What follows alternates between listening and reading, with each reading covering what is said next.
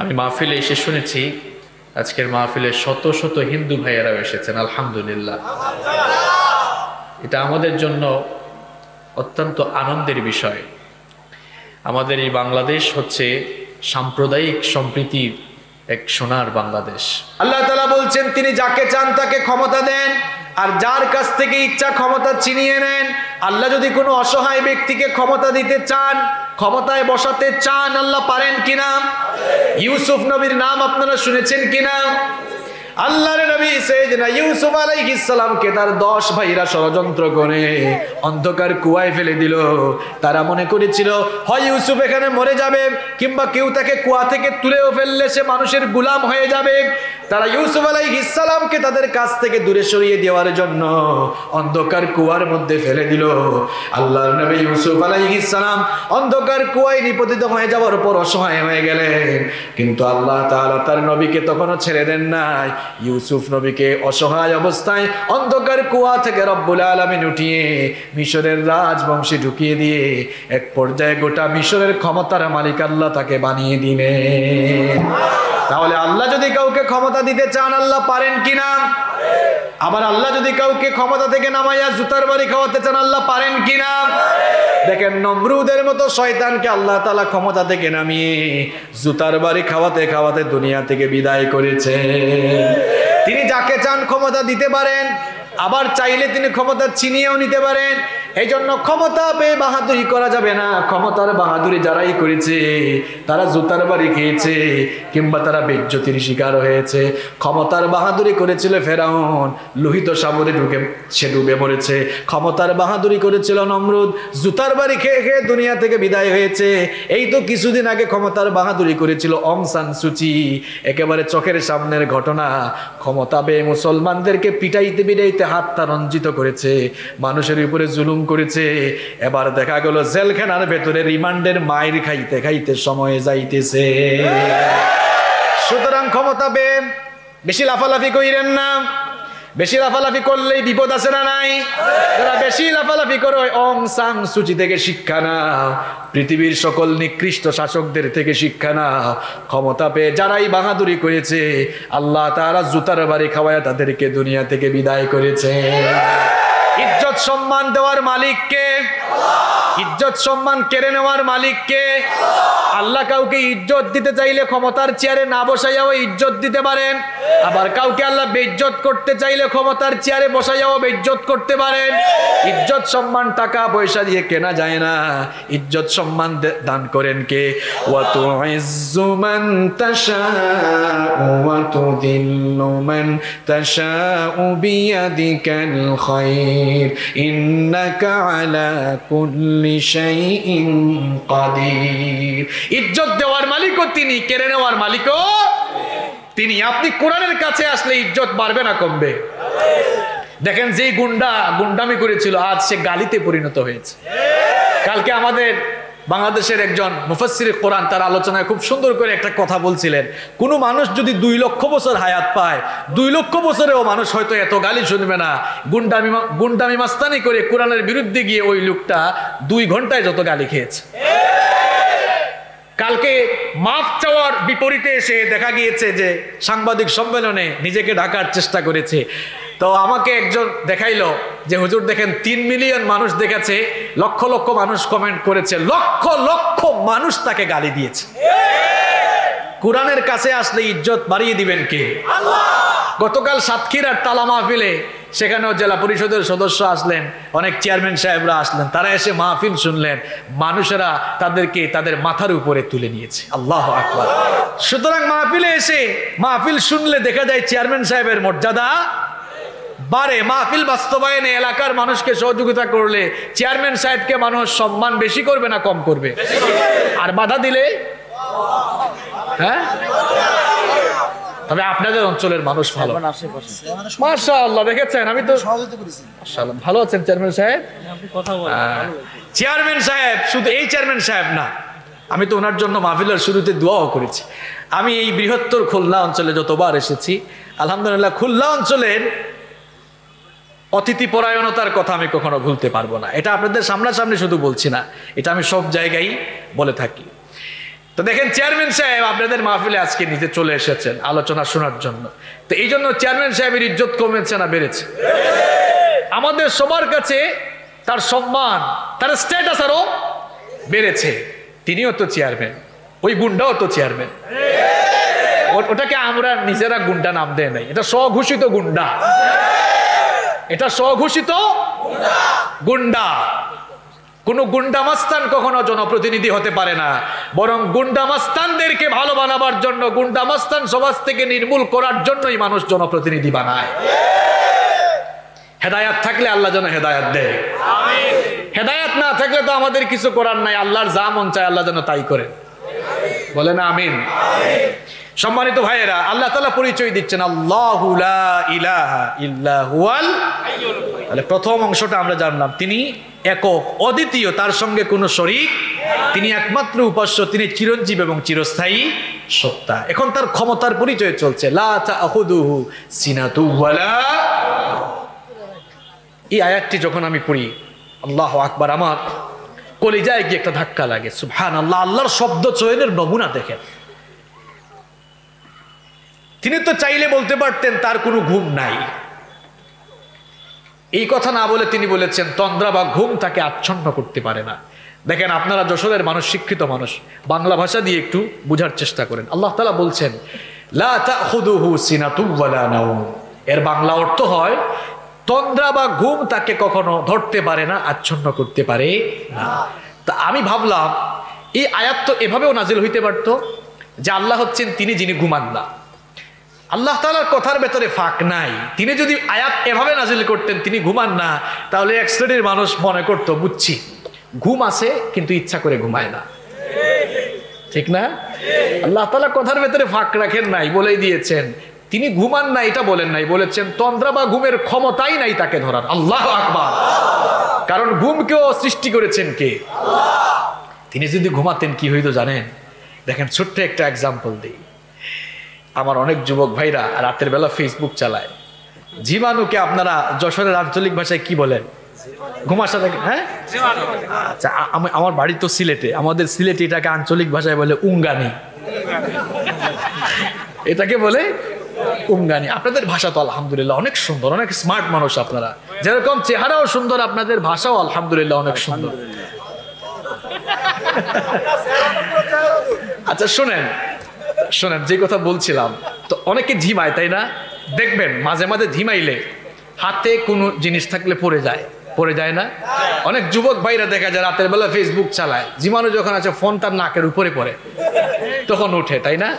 তো দেখেন, আল্লাহ তাআলার যদি এই জীবাণু ভাবটা থাকতো তাহলে কি হইতো? গোটা বিশ্বজগৎ যার হাতের মুঠায়, তিনি কে? তিনি কে? আপনার হাতে ফোন আছে, জীবাণু আসলে যদি ফোন পড়ে যায়, তো আল্লাহর জীবাণু থাকলে হাত থেকে তো সৃষ্টি জগৎ পড়ে সৃষ্টি জগৎও ধ্বংস হয়ে যেত। এজন্য সৃষ্টি জগৎকে পরিচালনা করছেন তিনি, তার তন্দ্রা বা ঘুম থাকতে পারে। এজন্য সকল ক্ষমতার মালিক তিনি। কেউ যদি সকল ক্ষমতার মালিক দাবি করতে চায় তাহলে ঘুমবিহীন হইতে হবে। আপনারা যে আপনাদেরকে সকল ক্ষমতার মালিক দাবি করেন, আপনাদের কাছে আমার প্রশ্ন হলো, তাহলে যখন আপনারা ঘুমায়া যান তখন ভারপ্রাপ্ত ক্ষমতা কার কাছে দিয়ে ঘুমান? যেমন আপনাদের চেয়ারম্যান সাহেব যদি দেশের বাহিরে যান কোনো সফরে, তার ব্যক্তিগত কারণে বা সরকারি কারণে, তখন অত্র ইউনিয়নের প্যানেল চেয়ারম্যানকে ভারপ্রাপ্ত চেয়ারম্যানের দায়িত্ব তিনি দিয়ে যাবেন। এটাই সিস্টেম। তা আমরা যদি আমাদেরকে সকল ক্ষমতার মালিক বলি, ঘুমায় গেলে ভারপ্রাপ্ত ক্ষমতা কার কাছে দিয়ে ঘুমাবেন? সকল ক্ষমতার মালিক আমরা নই, সকল ক্ষমতার মালিক কে? এই জন্য রব্বুল আলামিন আয়াতুল কুরসির ভেতরে তার সভরেন্টি, তার সার্বভৌমত্বের পরিচয় দিলেন। লা তাখুযুহু সিনাতুন ওয়ালা নাওম, তন্দ্রা বা ঘুম তাকে আচ্ছন্ন করতে পারে। কষ্ট হচ্ছে আপনাদের? এরপরের অংশে আল্লাহ তাআলা বললেন লাহু মা ফিস সামাওয়াতি ওয়া মা ফিল আরদ। এবার আল্লাহ তাআলা তার ইনফিনিট পাওয়ার, অসীম ক্ষমতার পরিচয় শুরু করেছে। ক্ষমতা এক জিনিস আর অসীম ক্ষমতা আরেক জিনিস। আমার ভাইরা ভালো করে বুঝেন, এই আয়াতটি কোরআনের দামি আয়াত। আল্লাহ তাআলা বলছেন আসমান সমূহ আর জমিনে যা কিছু আছে সবকিছুর মালিকানা যার হাতে, তিনি কে? আচ্ছা, এবার আপনারা বুঝে শুনে একটা জবাব দেন তো, একটা কলেজের প্রিন্সিপাল যিনি, তিনি কি বাংলাদেশের সব কলেজের দায়িত্ব তার কাছে থাকে নাকি ওই কলেজের দায়িত্ব থাকে? আপনাদের এই এলাকার মসজিদের ইমাম সাহেব তিনি কি বাংলাদেশের সব মসজিদের ইমাম না শুধু এই মসজিদের ইমাম? আপনাদের চেয়ারম্যান সাহেব জনাব গাজী মাজহারুল আনোয়ার সাহেব তিনি আপনাদের অত্র ইউনিয়নের খুব প্রিয় মানুষ, এই ইউনিয়নের চেয়ারম্যান সাহেব। তো তার ক্ষমতা শুধু এই ইউনিয়ন পরিষদের ভেতরে। এই থানার একজন ওসি সাহেব আছেন, ওসি সাহেবের ক্ষমতা এই থানার ভেতরে। তার মানে বোঝা গেল যে মানুষের ক্ষমতার একটা নির্দিষ্ট সীমা আছে, এই সীমার বাহিরে কারো কোনো ক্ষমতা চলে না। দেখেন আল্লাহর ক্ষমতা বুঝেন, না বুঝলে তো আমাদের অবস্থা এমন হবে। আমাদের অবস্থা এমন, যে যখন চেয়ারে সে তখন গিয়ারে। যে আমি এখন চেয়ারে, আমিও কিন্তু গিয়ারে আছি, বুঝতে পেরেছেন? তো আমরা যেন গিয়ারে উঠে না যায়, এজন্য বুঝতে হবে। দেখেন আমরা নির্দিষ্ট সীমা পর্যন্ত ক্ষমতা পাই। এবার আপনারা জবাব দেন তো, আল্লাহ তাআলা শুধু কি বাংলাদেশের ক্ষমতার মালিক? শুধু সৌদি আরবের, এশিয়া মহাদেশের না। আল্লাহ তাআলা এবার বলছেন লাহু মা ফিস সামাওয়াতি ওয়া মা ফিল আরদ, আসমান সমূহ আর জমিনে যা কিছু আছে সব কিছুর উপরে যার ক্ষমতা চলে, চিল্লায় বলেন তিনি কে? অন্য আয়াতে রব্বুল আলামিন বলছেন ওয়ালিল্লাহি মুলকুস সামাওয়াতি ওয়াল আরদি ওয়া মা বাইনাহুমা ইয়াখলুকু মা ইয়াশা ওয়াল্লাহু আলা কুল্লি শাইইন কাদির। আল্লাহ তাআলা বলছেন আসমান সমূহ আর জমিনে এবং এত দুভয়ের মাঝখানে যা কিছু আছে সব কিছুর মালিকানা যার হাতের মুঠোয়, তিনি হচ্ছেন আল্লাহ। তিনি কে? তাহলে সকল ক্ষমতার মালিক তিনি, সব কিছুর ক্ষমতা যার হাতের মুঠায় তিনি। এবার আসেন পরের অংশে আল্লাহ তাআলা বলছেন মান যাল্লাযী ইয়াশফাউ ইনদাহু ইল্লা বিইذনি, এমন কে আছে, কে এমন আছে যে তার কাছে তার অনুমতি ছাড়া সুপারিশ করতে পারবে?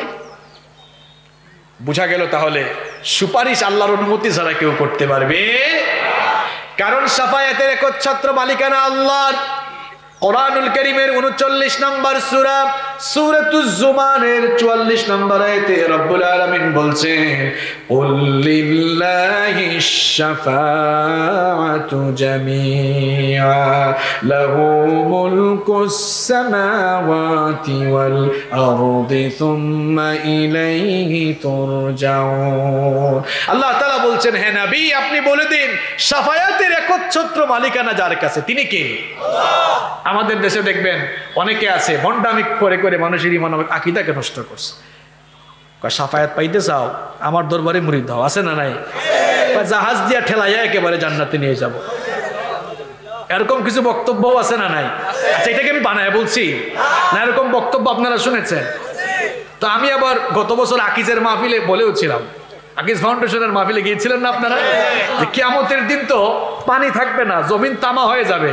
তো তামার জমিনের উপর দিয়ে জাহাজ চালাবেন কেমনে? জাহাজ চালাইতে হলে তো পানি লাগে, ঠিক কিনা? এমন অবান্তর কথাবার্তা বলা উচিত নয়। আল্লাহ যেন আমাদেরকে সঠিক সমঝ দান করেন। শাফায়াতের একচ্ছত্র মালিকানা কার কাছে? তার অনুমতি ছাড়া কেউ শাফায়াত করতে পারবে না। কিয়ামতের দিন প্রথম যিনি শাফায়াত করার সুযোগ পাবেন, অনুমতি পাবেন, তিনি আমাদের নবী মুহাম্মদ সাল্লাল্লাহু। শাফায়াত করতে পারবেন কারা? মিনান নাবিয়্যিন ওয়াস সিদ্দীকিন ওয়াস শুহাদাই ওয়াস সালিহিন। এই চার শ্রেণীর মানুষ। এর বাহিরে পারবে, আরো আছে। এর বাহিরে নেক আমলকারীর জন্য সুপারিশ করবে, যেমন কোরআন তেলাওয়াত অথবা সাহিবুল কোরআনদের জন্য সুপারিশ করবে। আবার রোজাদারের জন্য সুপারিশ করবে। এরকম নেক আমলকারীর জন্য সুপারিশ করতে পারবে। কিন্তু এই সুপারিশের জন্য একটা সিরিয়াল আছে, সবার আগে সিরিয়াল পাবেন যিনি, তিনি মুহাম্মদ সাল্লাল্লাহু। এরপরে শহীদরা, এরপরে সিদ্দিকিন, এরপরে অন্যান্য নবীরা, এরপরে সিদ্দিকিন, এরপরে শুহাদা, এরপরে সালেহিন, নেককার বান্দা যারা বুজুর্গ লোকেরা, তারাও সুপারিশ করতে পারবেন। এবার আসেন সুপারিশের জন্য 3টা শর্ত আছে। এই 3টা শর্তের কথা মনে রাখবেন, কেউ ঈমান আকীদা ধ্বংস করতে পারবে। সুপারিশের শর্ত কয়টা? 3টা। এক নাম্বার হলো যিনি সুপারিশ করবেন আল্লাহর কাছ থেকে তিনি অনুমতি প্রাপ্ত হওয়া লাগবে। রব্বুল আলামিন কোরআনে কারীমের 20 নম্বর সূরা সূরাতুত তাহা এর 109 নম্বর আয়াতে বললেন, ইয়াউমা ইদিন লা তানফাউশ শাফাআতু ইল্লা মান আযিনা লাহুর রাহমানু ওয়া রাদিয়া লাহু কওলা। আল্লাহ তাআলা বলছেন সেদিন রহমান যাকে অনুমতি দিবেন, রহমান যার উপরে সন্তুষ্ট থাকবেন, যাকে পারমিশন দিবেন, সে ছাড়া আর কারো সুপারিশ আল্লাহর কাছে কাজে লাগবে। এই 3টা পয়েন্ট কিন্তু মুখস্থ করা লাগবে। সুপারিশের জন্য কয়টা শর্ত? আরো আসতে বলেন, কয়টা? 1 নাম্বার, যিনি সুপারিশ করবেন আল্লাহর কাছ থেকে অনুমতি প্রাপ্ত হওয়া লাগবে। নাম্বার 2 নাম্বার হচ্ছে যিনি সুপারিশ করবেন আল্লাহ তার উপরে সন্তুষ্ট হওয়া। রব্বুল আলামিন বলছেন, ওয়া কাম মিন মালাকিন ফিস সামাওয়াতি লা তুগনি শাফাআতুহুম শাইআন ইল্লা মিন বা'দি আন ইয়াযানাল্লাহু লিমান ইয়াশাউ ওয়া ইয়ারদা।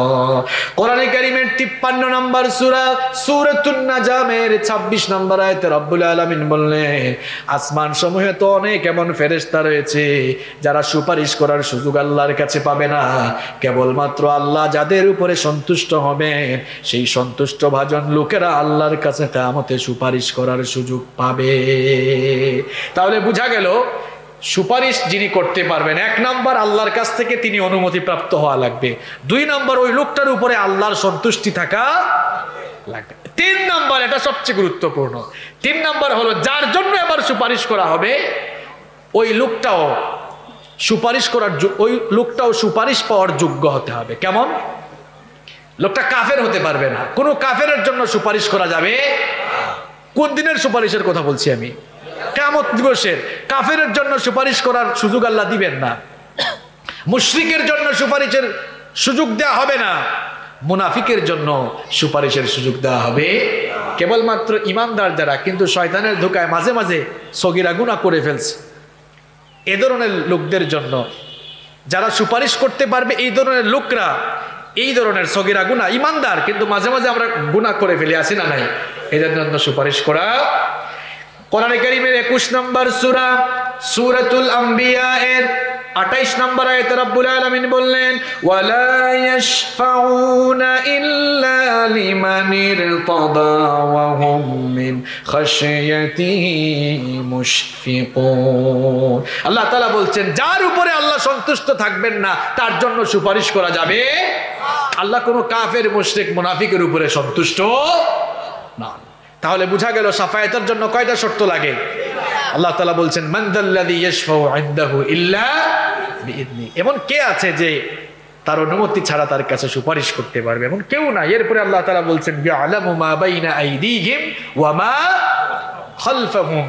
আল্লাহ তাআলা বলছেন তোমাদের সামনে পেছনে যা হয় সব জানেন কে? কষ্ট হচ্ছে আপনাদের? জবাব দিতে কষ্ট হয়? ইয়ালামু মা বাইনা আইদিহিম ওয়া মা খালফাহুম, সামনে পেছনে যা হয় সব জানেন কে? কোরআন শুধু মুসলমানদের জন্য আসে নাই। এজন্য আমাদের মাহফিলে হিন্দু ভাইয়েরা, বৌদ্ধ, খ্রিস্টান, অমুসলিম যে কোনো ভাইয়েরা আসলে আমরা তাদেরকে সম্মান করে বসতে দিব। কারণ এটা হুদাল্লিল মুসলিমিন নয়, এটা মুসলমানদের হেদায়েতের গ্রন্থ নয়, এটা কোনো নির্দিষ্ট গোষ্ঠীর কিতাব নয়, এটা হুদাল্লিন নাস, সকল মানুষের কিতাব এটা। আল্লাহু আকবার। কোরআন এটি সার্বজনীন, কোরআনে কারীম এটি সার্বজনীন কিতাব। মনিরামপুরের ভাইয়েরা মনে করিয়েন না, মনিরামপুরের মুসলমান ভাইরা মনে করিয়েন না এটা শুধু আপনাদের কিতাব। এটা পৃথিবীর সকল ধর্ম বর্ণ নির্বিশেষে সকল মানুষের জন্য এই কিতাব নাজিল করেছেন কে? এটা ইন্টারন্যাশনাল কিতাব। আল্লাহ তাআলা তার পরিচয় দিতে গিয়ে বলেছেন, আলহামদুলিল্লাহি রাব্বিল আলামিন। আমার দিকে তাকান, এদিক সেদিক তাকায়েন না, গুরুত্বপূর্ণ কথা চলে যাচ্ছে। আল্লাহ তাআলার পরিচয়, তিনি কি শুধু বাংলাদেশের মালিক? তিনি হচ্ছেন রব্বুল আলামিন। মানে কি? বিশ্বজাহান, বিশ্বজগৎ। বর্তমানে যুগ হচ্ছে বিজ্ঞান, তথ্য প্রযুক্তির যুগ। তথ্য প্রযুক্তির এই যুগে কিছু মানুষ নিজেদেরকে তথ্য প্রযুক্তির সাথে মানিয়ে নিতে নিতে এরা এতটাই অ্যাডভান্স হয়েছে, এখন বলা শুরু করেছে যে মধ্যযুগে নাজিল হওয়া এই কিতাব, মধ্যযুগ অর্থাৎ এটি ১৫০০ বছর আগে নাজিল হয়েছে, তো ১৫০০ বছর আগে নাজিল হওয়া এই পুরাতন কিতাব এখন কি স্যাটেলাইটের যুগে চলতে পারে? কয়েকজন নাও বলছে, দেখছেন কেমন ব্যাককল, না তো বলবেই, কারণ ঘরের মধ্যেই কোরআন রেখেছে কিন্তু কোরআন তো পড়ে না। আপনি কি জানেন কোরআনুল কারীম ইটস এ সায়েন্টিফিক বুক। এটি হচ্ছে, এটা সায়েন্টিফিক বুক বললে ভুল হবে, কারণ এটা বিজ্ঞানের চেয়ে আরো ঊর্ধ্বে। কারণ বিজ্ঞান তাদের বৈজ্ঞানিক তথ্যগুলো দিয়েছে কিছুদিন আগে, আর আল্লাহ তাআলা এই কিতাবের ভেতরে ১৫০০ বছর আগে সায়েন্টিফিক সেই ইনফরমেশন গুলো দিয়ে দিয়েছেন। সুবহানাল্লাহ। আমি যে এই কথা বলছিলাম, এটি এমন বিজ্ঞানময় কিতাব, এই কিতাব শুরুই হয়েছে বিজ্ঞানের ধারণা দিয়ে। সুবহানাল্লাহ। সারাটা জীবন আপনারা মসজিদে গিয়ে নামাজে ইমাম সাহেবের মুখ থেকে প্রথম আয়াত শুনেন, আলহামদুলিল্লাহি রাব্বিল আলামিন আর রহমানির রহিম, নামাজ শুরু হয় না? দেখেন, আলহামদুলিল্লাহি রাব্বিল আলামিন হচ্ছে এই বইটা খুললে প্রথম আয়াত হচ্ছে এটা। সুবহানাল্লাহ। প্রথম আয়াতটাই বিজ্ঞানের আয়াত, প্রথম আয়াতটাই হলো বিজ্ঞানের আয়াত। কে বলতে পারবেন এখানে বিজ্ঞান কোথায়? দেখি কোরআন, এটা আপনারা কেমনে পড়েন? এই আয়াতে বিজ্ঞান কোথায় বলেন? হ্যাঁ, একটু ভালো করে বলতে হবে।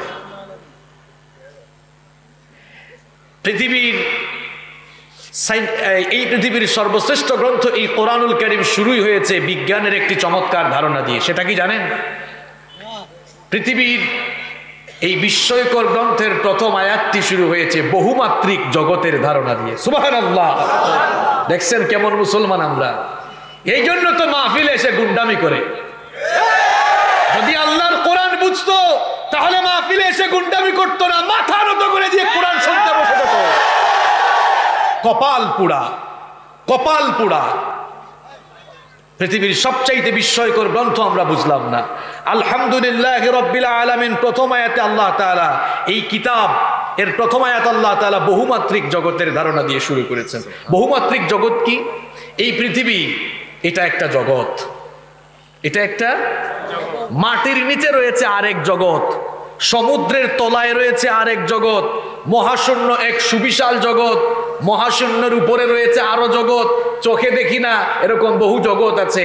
আল্লাহ তাআলা বলছেন আলহামদুলিল্লাহি রাব্বিল আলামিন, আমি আলহামদুলিল্লাহি রাব্বিস সামা নই, আলহামদুলিল্লাহি রাব্বিল আরদ নই, আলহামদুলিল্লাহি রাব্বিল বাহর নই। আলহামদুলিল্লাহ রাব্বিল বাহার মানে হচ্ছে সমস্ত প্রশংসা আল্লাহ, যিনি সমুদ্র জগতের মালিক। আলহামদুলিল্লাহ রাব্বিল আরদ, সব প্রশংসা আল্লাহর, যিনি জমিনের মালিক। আলহামদুলিল্লাহ রাব্বিস সামা অথবা সামাওয়াত, সকল প্রশংসা সেই আল্লাহর, যিনি আসমান সমূহের মালিক। তিনি তো চাইলে এভাবে কোরআন শুরু করতে পারতেন, কিন্তু তিনি তার বরত্বকে এমন ভাবে প্রকাশ করলেন, তিনি বললেন আমি শুধু কোনো একটি নির্দিষ্ট জগতের রব নই, আমি হচ্ছে যত জগৎ আছে সমস্ত জগতের রব। সুবহানাল্লাহ। মাত্র কয়েক বছর আগে বিজ্ঞান এই বহুমাত্রিক জগতের ধারণা দিয়েছে। আদি যুগের মানুষরা তো মনে করতো এই পৃথিবী মনে হয় এক জগৎ। এখন মানুষ মহাশূন্য নিয়ে যখন গবেষণা শুরু করেছে, আরে বাপরে বাপ, মহাশূন্যে যে জিনিসগুলো রয়েছে, শুধু একটা সূর্যই হচ্ছে পৃথিবীর চেয়ে 13 লক্ষ গুণ বড়। আল্লাহু আকবার। তাহলে যে পৃথিবীতে আমরা বাস করি এই জগতের চাইতে আরো বিশাল বিশাল জগৎ আছে না নাই? মহাশূন্যের একটা জিনিস সূর্য পৃথিবীর চেয়ে 13 লক্ষ গুণ। যেই লোক জীবনে কোনোদিন মনিরামপুরের বাহিরে যায় নাই, তারে আর পৃথিবী কি বুঝাবেন? যে ঢাকায় যায় নাই সে বাংলাদেশও ভালো করে চিনে না। যে পুরো বাংলাদেশ ঘুরে নাই, যেমন আমরা আলহামদুলিল্লাহ পুরো দেশ ঘুরেছি। বাংলাদেশটা খুব ছোট একটা দেশ, তাই না? অনেক ছোট। ঢাকা থেকে যশোরে ফ্লাই করলে মাত্র 30 মিনিটে চলে আসা যায়। কত ছোট এক দেশ। ইউনাইটেড স্টেট অফ আমেরিকার এক একটা স্টেট থেকে আরেকটা স্টেটে বিমানে করে যেতে হলেও ঘন্টার পর ঘন্টা লেগে যায়। এ ভাই, সাউন্ড কি শুনতে পাচ্ছেন না আপনারা?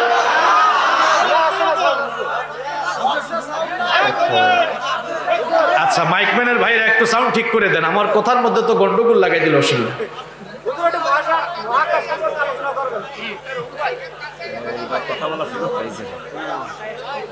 একটু জিকির করেন, লা ইলাহা ইল্লাল্লাহ, লা ইলাহা ইল্লাল্লাহ।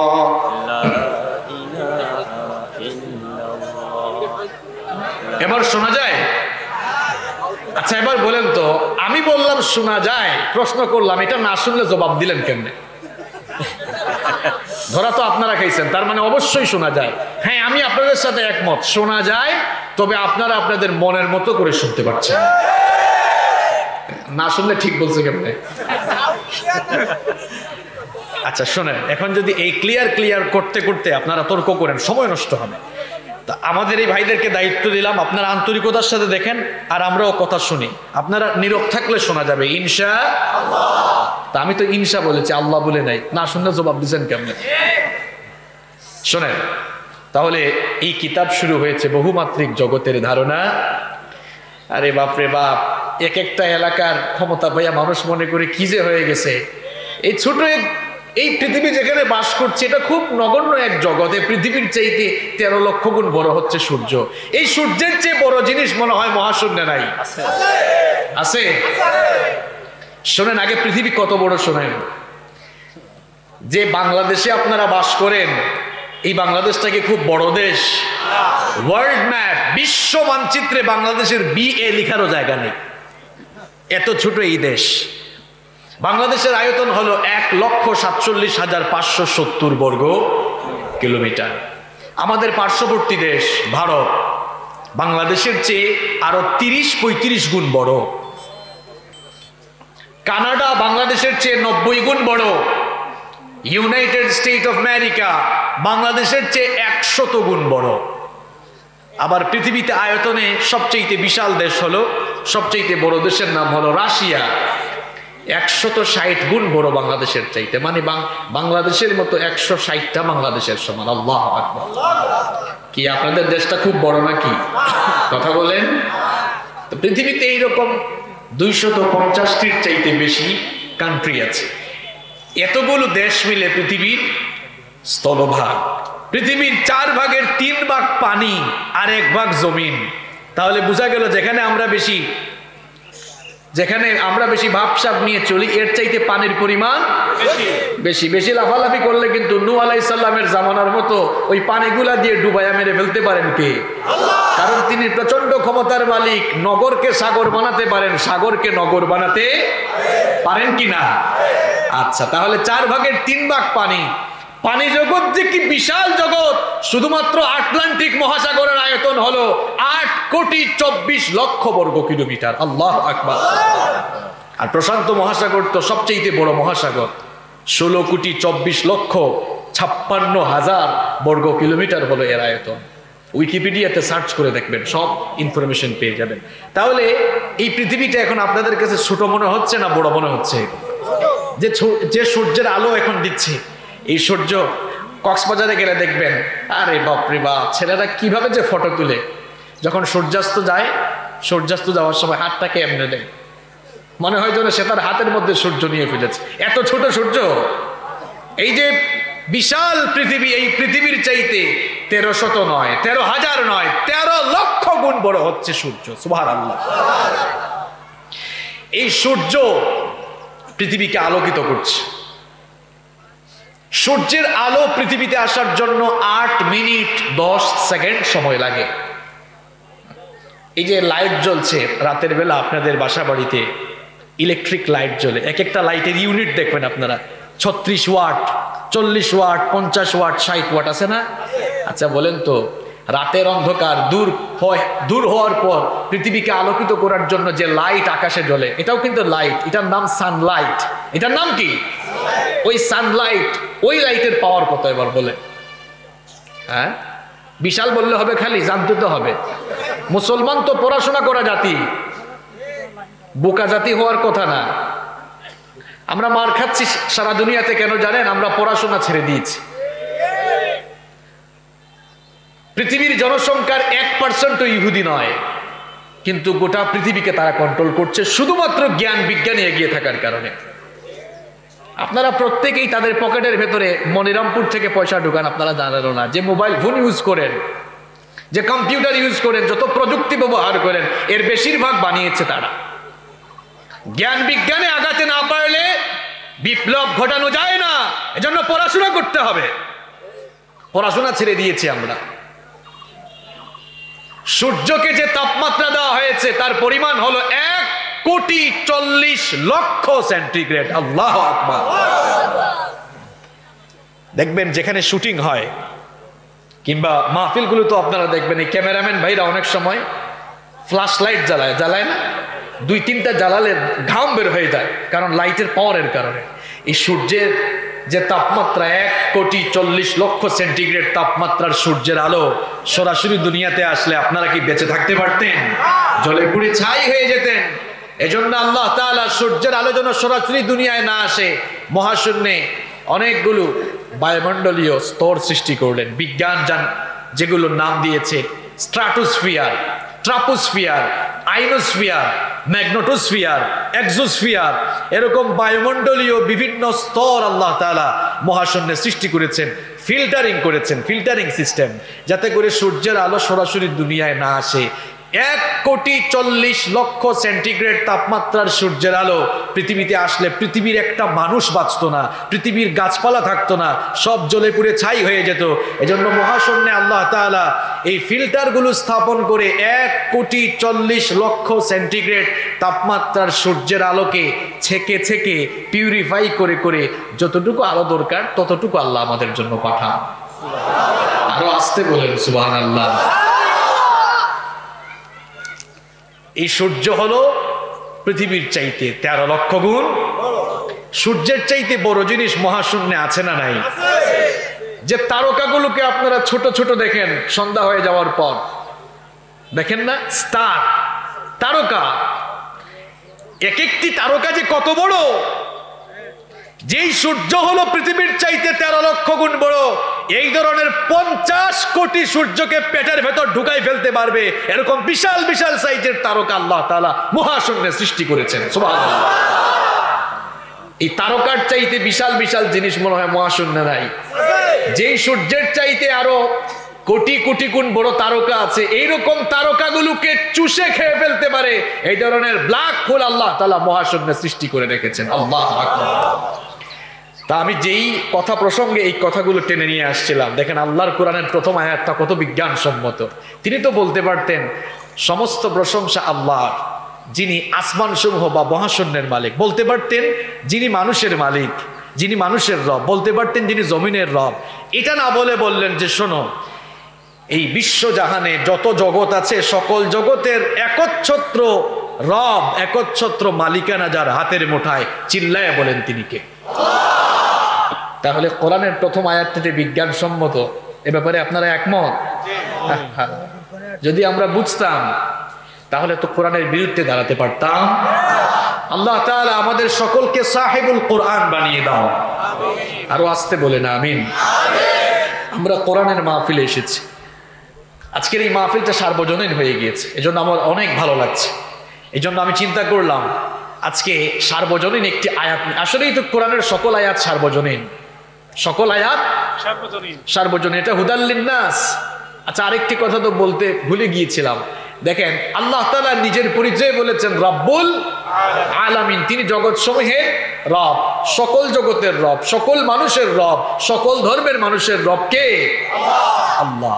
এবার আল্লাহ তাআলা নবীর পরিচয় দিচ্ছেন, ওয়ামা আরসালনাকা ইল্লা রাহমাতাল লিল আলামিন। চিন্তা করেছেন, বলতে পারতেন রাহমাতাল লিল মুসলিমিন, মুসলমানদের জন্য রহমত, এটা বলতে পারতেন, বলেন নাই, বলেছেন রাহমাতাল লিল আলামিন, বিশ্বজাহানের সকল মানুষের, সকল জগতের সকলের জন্য তিনি রহমত। সুবহানাল্লাহ।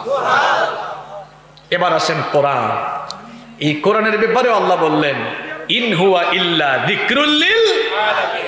আল্লাহ হচ্ছেন রব্বুল আলামিন, নবীজি হচ্ছেন রাহমাতাল লিল আলামিন, আর এটা হচ্ছে যিকরুল লিল আলামিন। সুবহানাল্লাহ। তিনটার ক্ষেত্রেই আলামিন আছে, আল্লাহর ক্ষেত্রেও আলামিন, নবীর ক্ষেত্রেও আলামিন, কোরআনের ক্ষেত্রেও। আরে ভাই, আলামিন না, মাখরাজ ঠিক করেন। একটা হচ্ছে আল আমিন মানে বিশ্বস্ত, আর একটা হচ্ছে আল আলামিন, একটা আইন দিয়ে আর একটা হামজা দিয়ে। আল আমিন মানে বিশ্বস্ত, আর আল আলামিন মানে হলো জগৎ সমূহ। তাহলে এই কোরআন সকল জগতের সকলের জন্য নাজিল করেছেন কে? এটা হুদাল লিন্নাস, এটি সকল মানুষের কিতাব। যেহেতু এটি সকল মানুষের কিতাব, এজন্য এই কোরআনে সবার উদ্দেশ্যে কথা বলেছেন কে? এবার আপনারা বলেন তো, এই কোরআনে সূরা আছে কয়টা? সবাই বলেন। 114টা। কোরআনুল কারীমে 114টি সূরা রয়েছে। এই 114টি সূরার মধ্যে সবচেয়ে দামি সূরা কোনটা? যারা বলল না, আপনাদের সন্দেহ আছে? সবচেয়ে দামি সূরা এটা। সবচেয়ে দামি সূরা হলো সূরাতুল ফাতিহা। এটা এমন সূরা, এই সূরা না পড়লে নামাজই হয় না। লা সালাতা লিমান লাম ইয়াকরা বিফাতিহাতিল কিতাব। এই সূরাটি কেউ যদি নামাজে তেলাওয়াত না করে তার নামাজই আল্লাহর কাছে কবুল হয় না। এটি এমন সূরা, এই সূরাটিকে ব্যাখ্যা করলে এই সূরাটি বড় হতে হতে পুরো কোরআন হয়ে যাবে। আর পুরো কোরআনকে কেউ যদি ছোট করতে চায়, ছোট হতে হতে সূরা ফাতিহা হয়ে যাবে। সুবহানাল্লাহ। এটা হচ্ছে হেডলাইন অফ দ্য হলি বুক কোরআন। কোরআনুল কারীমের হেডলাইন হলো সূরাতুল ফাতিহা। এটা কোরআনুল কারীমের প্রিফেস, কোরআনুল কারীমের ইন্ট্রোডাকশন। সম্মানিত ভাইয়েরা, তাহলে আমরা জানলাম কোরআনের সূরা আছে 114টা, আর সবচাইতে শ্রেষ্ঠ সূরা সূরাতুল। এবার সবাই জবাব দেন, কোরআনুল কারীমে কতটি পারা আছে? সবাই আওয়াজ করে জবাব দেন। 30টা। এবার বলেন, কোরআনুল কারীমে আয়াত আছে কয়টা? মাশাআল্লাহ। 6666 ফিক্সড করে বলা যাবে না, ইখতিলাফ আছে। এই জন্য আমরা বলে থাকি 6500-এর বেশি। তো 6500-এর বেশি আয়াত আছে। আমরা জানলাম সবচেয়ে দামি সূরা, সূরার মধ্যে সবচেয়ে দামি সূরা সূরাতুল ফাতিহা। এবার বলেন, এই 6500-এর বেশি আয়াত আছে, 6500-এর বেশি আয়াত, সবচাইতে দামি আয়াত কোনটা?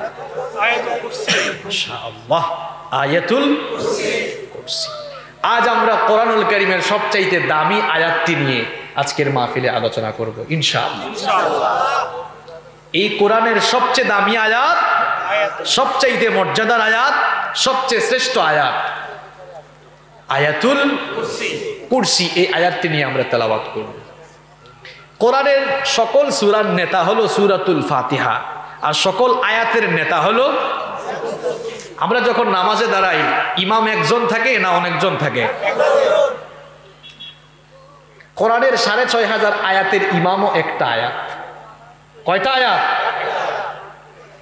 সেই আয়াতটার নাম হলো আয়াতুল কুরসি। চলেন আমরা তেলাওয়াত শুরু করে এরপরে এই আয়াত নিয়ে আজকে কিছু কথা জানার চেষ্টা করব ইনশাআল্লাহ। আমার সাথে সবাই জবানটা খুলে দিয়ে প্রাণবন্ত আওয়াজে পড়েন, আউযু বিল্লাহি মিনাশ শাইতানির রাজীম, বিসমিল্লাহির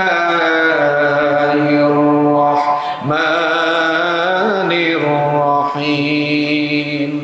আল্লাহু লা ইলাহা ইল্লা হুয়াল হাইয়ুল কাইয়্যুম لا تأخذه سنة ولا نوم له ما في السماوات وما في الأرض من ذا الذي يشفع عنده إلا بإذنه يعلم ما بين أيديهم وما خلفهم ولا يحيطون بشيء من علمه إلا بما شاء وسع كرسيه السماوات والأرض ولا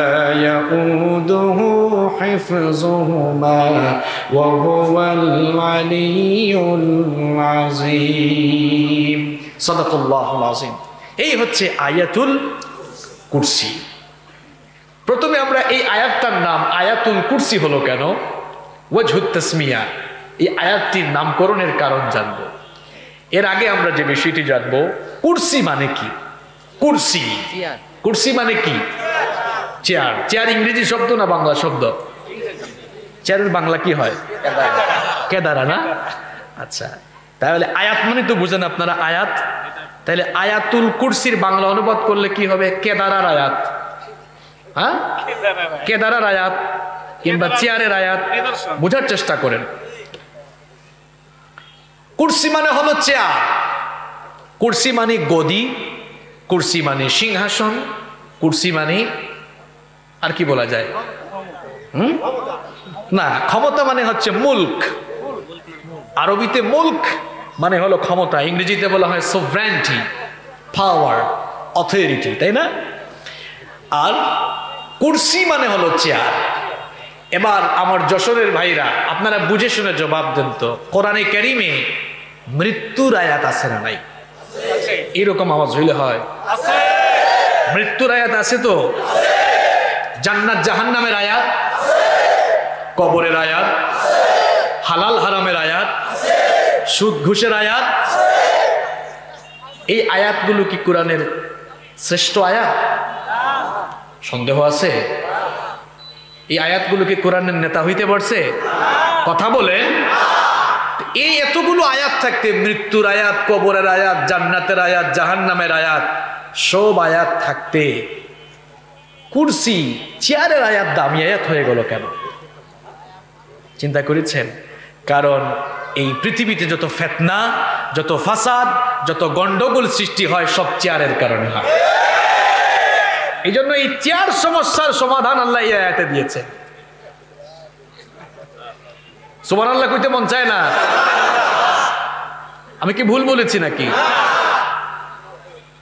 মৃত্যুর আয়াত, এটাকে নবীজি কোরআনের দামি আয়াত কিংবা কোরআনের সকল আয়াতের নেতা বললেন না। বললেন না, চেয়ারের আয়াতটাই হলো সবচাইতে। কারণ শুধুমাত্র এই চেয়ারের জন্য মানুষ মানুষের উপরে জুলুম চালায়। শুধুমাত্র এই চেয়ার দখলের জন্য মানুষ মানুষের ঘর বাড়ি জ্বালায়। শুধুমাত্র চেয়ারের জন্য মানুষ মানুষকে অন্যায়ভাবে জেলখানায় ঢুকায়। শুধুমাত্র চেয়ারের জন্য মানুষেরা কোরআনের মাহফিলে হামলা চালায়। এই জন্য এই চেয়ার সমস্যার সমাধান যে আয়াতে দেওয়া হয়েছে, সেই আয়াতের নাম আয়াতুল কুরসি। এটা কোরআনের সবচাইতে দামি আয়াত, সবচাইতে দামি আয়াত। এবার প্রশ্ন, কি কারণে এই আয়াতটি সবচাইতে দামি আয়াত হলো? এর উত্তর হলো এই, কোরআনুল কারীমের মধ্যে যত আয়াত আছে, এটি হলো একমাত্র আয়াত যেই আয়াতে আল্লাহ তাআলার পূর্ণাঙ্গ পরিচয় তুলে ধরা হয়েছে। সুবহানাল্লাহ।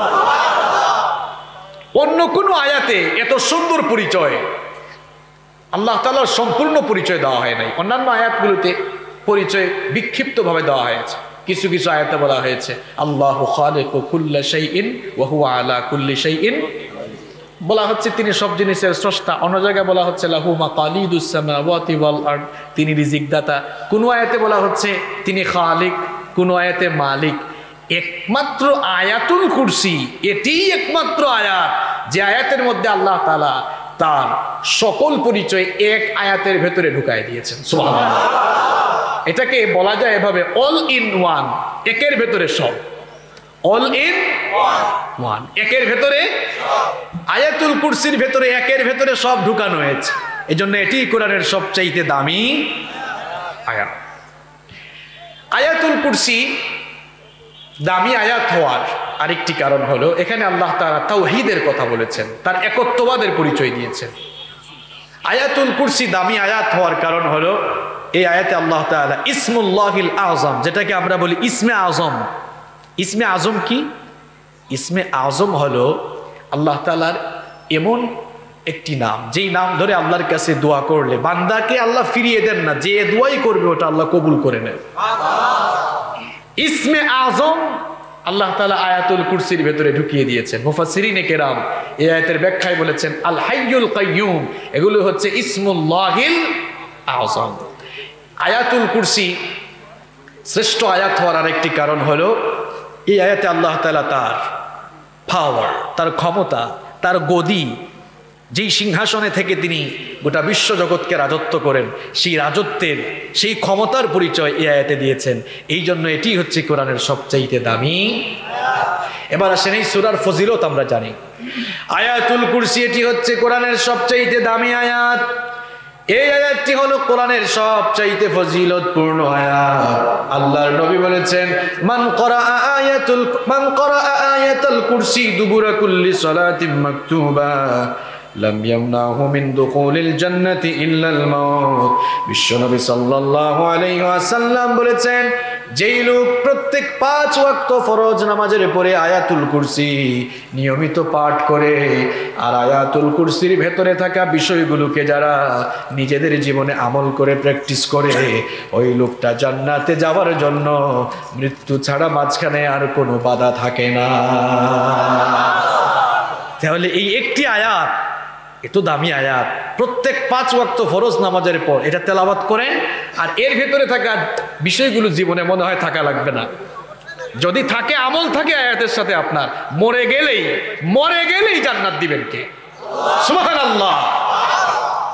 আয়াতুল কুরসি পড়েন তো আপনারা, মায়েরা, বোনেরা, বাবারা, ভাইয়েরা যারা মাহফিলে এসেছেন, আসুন আমরা একটা আমল শিখি। সব সময় ফরজ নামাজ শেষ হলেই সালাম ফিরিয়ে আমরা যেন সালাম ফেরানোর পরে যে আমলগুলো আছে ওই আমলগুলো করে আয়াতুল কুরসি যেন পড়ি। আমরা আজ সালাম ফেরানোর পরে এত তাড়াহুড়া করি, আসসালামু আলাইকুম ওয়া রাহমাতুল্লাহ, আসসালামু আলাইকুম ওয়া রাহমাতুল্লাহ, আল্লাহুম্মা আমিন। মোনাজাত করছেন আপনি, করেন, কোনো অসুবিধা নাই, কিন্তু এই সালাম ফেরানোর পরে যে আমলগুলো রয়েছে এই আমলগুলো আপনি করেন। বিশ্বনবী সাল্লাল্লাহু আলাইহি ওয়াসাল্লামের নিয়মিত কিছু আমল শুনেন। প্রত্যেক 5 ওয়াক্ত ফরজ নামাজের পরে সালাম ফিরালে, সালাম ফেরানোর পরে আল্লাহু আকবার একবার বলতেন, আস্তাগফিরুল্লাহ 3 বার পড়তেন, সুবহানাল্লাহ 33 বার পড়তেন, আলহামদুলিল্লাহ 33 বার পড়তেন, আল্লাহু আকবার 34 বার পড়তেন। এরপরে আয়াতুল কুরসি তেলাওয়াত করতেন, আবার আরো অনেক দোয়া পড়তেন, আল্লাহুম্মা আনতাস সালাম ওয়া মিনকাস সালাম তাবারাকতা ইয়া যাল জালালি ওয়াল ইকরাম। আরো দোয়া পড়তেন, লাহুল মুলকু ওয়া লাহুল হামদু ওয়া হুয়া আলা কুল্লি শাইইন কাদির। এরকম অনেক দোয়া পড়তেন, কিন্তু আমরা সেই দোয়াগুলো পড়ি না, খুব তাড়াহুড়া করি এমন মানুষ আছে না নাই? আসসালামু আলাইকুম, আল্লাহ, তাড়াহুড়া করিয়েন না। যে আমলগুলো নবীজি নিয়মিত করতেন এই আমলগুলো যদি আমরাও করি, আমাদের জীবনে বরকত দিয়ে ভরে দিবেন কে? আল্লাহ আমাদেরকে তৌফিক দান করেন। তাহলে 5 ওয়াক্ত ফরজ নামাজের পরে আয়াতুল কুরসি পড়বেন তো সবাই? আমাদের অনেকের মুখস্থ নাই, অসুবিধা নাই। আমরা যদি প্রত্যেকেই চেষ্টা করি 2-3 দিনে এই আয়াতটা মুখস্থ করতে পারবো না? বলেন ইনশাআল্লাহ। এটি কেন আমরা মুখস্থ করব না বলেন? কারণ এটি হচ্ছে আল্লাহর কোরআনের সবচাইতে দামি। আচ্ছা, আয়াতুল কুরসির নাম কুরসি হলো কেন? এই আয়াতের ভেতরে কি আছে, এরপরে আমরা এই আয়াতের ফজিলত জানলাম। এবার চলেন এই আয়াতের ব্যাখ্যায় আমরা প্রবেশ করি, কি আছে এর ভেতরে। আমরা শুরু করি। রব্বুল আলামিন শুরু করছেন, আল্লাহু লা ইলাহা ইল্লা হুয়াল হাইয়ুল কাইয়্যুম। কি ব্যাপার রবিউল ভাই, এদের মুখে কি ঠাডা পড়ছে নাকি? কোরআনের আয়াত পড়লে সওয়াব হয় না গুনাহ হয়? তাহলে সবাই পড়েন আমার সাথে, আল্লাহু লা ইলাহা ইল্লা হুয়াল হাইয়ুল কাইয়্যুম। এর সহজ সরল বাংলা অনুবাদ হলো, আল্লাহ হচ্ছেন তিনি, যিনি ছাড়া কোনো ইলাহ নাই, কোনো উপাস্য নাই, কোনো মাবুদি নাই। তিনি হচ্ছেন চিরঞ্জীব এবং চিরস্থায়ী সত্তা। আল্লাহ তাআলা আয়াতুল কুরসি শুরু করলেন তার পরিচয় দিয়ে, আর তার পরিচয় শুরু করতে গিয়ে তার এমন একটি নাম ব্যবহার করলেন, নামটি হচ্ছে আল্লাহ। নামটি কি? আল্লাহ। আল্লাহ এটি হচ্ছে আল্লাহ তাআলার জাত, সত্তাগত নাম। এটি ছাড়াও তার আরো 99 কিংবা তার চেয়ে বেশি সিফাতি নাম রয়েছে, যেমন খালিক, মালিক, সত্তার, জব্বার, মুহাইমিন, আজিজ, জব্বার, এগুলো আল্লাহ তাআলার নাম, কিন্তু সেগুলো তার সিফাতি নাম। সিফাত মানে হচ্ছে গুণ, বিশেষ্য। এই গুণবাচক নামগুলো এক একটি নাম এক একটি গুণ কিংবা এক একটি বিশেষণের সাথে সম্পর্কিত। যেমন খালিক মানে সৃষ্টিকর্তা, তিনি সবকিছু সৃষ্টি করেছেন বলে তিনি খালিক। রাজ্জাক মানে রিজিক দাতা, আসমান জমিনের সবাইকে রিজিক দেন কে? আল্লাহ। সবাইকে রিজিক দেন কে? আল্লাহ। আমার ভাইরা, মহাশূন্যে যে এই যে আকাশে পাখিগুলা উড়ে, এই পাখিগুলা কি আপনারা খাবার দেন? হ্যাঁ, কথা কন না কেন? সাগর আর নদীতে মাছের খাবারগুলা কি আপনারা দেন নাকি? সুন্দরবনে যে এত প্রাণী আছে এগুলার খাবার কে দেয়? কোনোদিন কি চিন্তা করেছেন পাখি তার খাঁচা থেকে বের হয়, সকালবেলা পাখি তার খাঁচা থেকে বের হয় একেবারে খালি পেটে, খালি পেটে তার খাঁচা থেকে বের হয়ে শূন্যের উপরে তার ডানা মেলে মেলে উঠতে থাকে। আবার ক্ষুধার যন্ত্রণায় ক্ষুধার জন্য মাছের, আবার দেখেন পানিতে, সমুদ্রে, মহাসমুদ্রে, নদীতে মাছ সাঁতরাতে থাকে খাবারের ধান্দায়। আবার বনে জঙ্গলে পশু পাখিরা, প্রাণীরা খাবারের ধান্দায়, কেউ বা আবার ঘুরতে থাকে মহাশূন্যে, কেউ খাবারের ধান্দায় উঠতে থাকে, আবার কেউ পানির মধ্যে সাঁতরাতে থাকে, কেউ বা আবার বনে জঙ্গলে ঘুরতে থাকে। উঠতে উঠতে সাঁতরাতে সাঁতরাতে ঘুরতে ঘুরতে সকলেই দেখা যায় সন্ধ্যাবেলা পেট ভরে তাদের বাসস্থানে ফিরে যায়। এদের রিজিকের ব্যবস্থা আপনারা করেন নাকি? জো বাইডেন করে নাকি? করেন কে? এক এক নামের এক এক বিশেষণ, এক এক বৈশিষ্ট্য। তিনি রাজ্জাক, কারণ তিনি রিজিক দেন। কিন্তু আল্লাহ, এবার বলেন এই নামের মধ্যে কোন বিশেষণ লুকিয়ে আছে? এর অর্থ হলো সকল গুণ, সকল বিশেষণ যেটার ভেতরে আছে ওইটাই আল্লাহ। সুবহানাল্লাহ। এজন্য আল্লাহ তাআলা তার পরিচয় আয়াতুল কুরসিতে শুরু করতে গিয়ে তিনি তো বলতে পারতেন যে আল মালিকু, তিনি হচ্ছেন মালিক, এরপরে তার পরিচয় শুরু করতে পারতেন, রাজ্জাক দিয়ে শুরু করতে পারতেন। এভাবে বলেন নাই, বলেছেন আল্লাহু লা ইলাহা ইল্লা, তিনি আল্লাহ। তিনি কে?